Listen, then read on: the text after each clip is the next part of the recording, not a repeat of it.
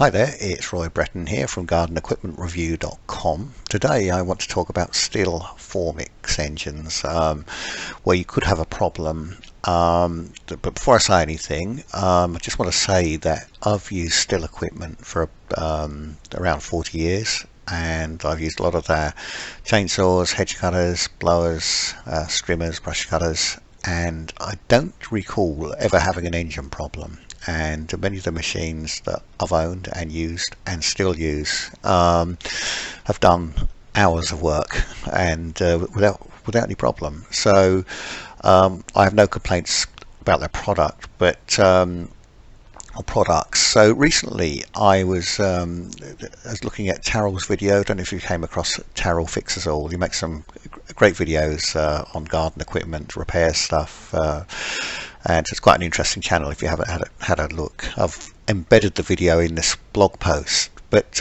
basically saying, and I hadn't heard about it, that if you don't use the correct oil, it can cause a problem in your engine. And so this isn't affecting all the models. Apparently it's affecting the BR 500, 550, 600, which I own, 700 and 800 bottles. Now I know people who own 700 and 800 bottles and the 600, and I personally I haven't heard of any problems, but then professionals are probably using the correct oil.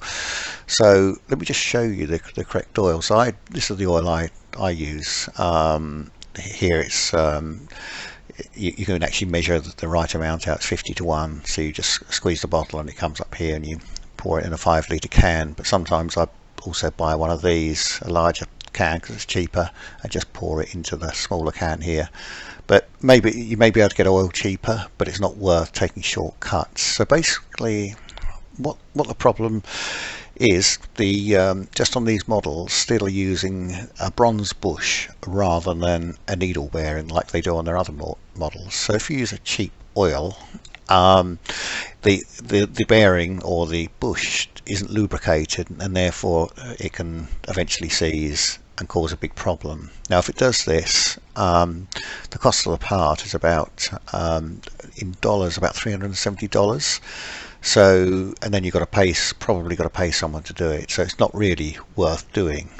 But like I say, I haven't heard of this problem, but I'm not an engineer, but I do know a lot of people who use these machines. But it basically comes down to using the correct oil. So if you use the correct oil, you shouldn't have a problem. I mean, when I upgrade my 600, which probably will be soon, I'll go for the 800 model, just because it's got a bit more power, and I have no reservations about buying that, because like I say, I haven't had a problem with Stihl products. So it's just a bit of a shame they've put something that's a bit poorer than their normal standard, but at least with the right oil you can get over it. So take a look at the Taryl's video. He says more, and it goes into more detail than what I'm going into, but just a warning, just to make sure you're using the correct oil. It's worth it in the long run. Thanks very much for watching.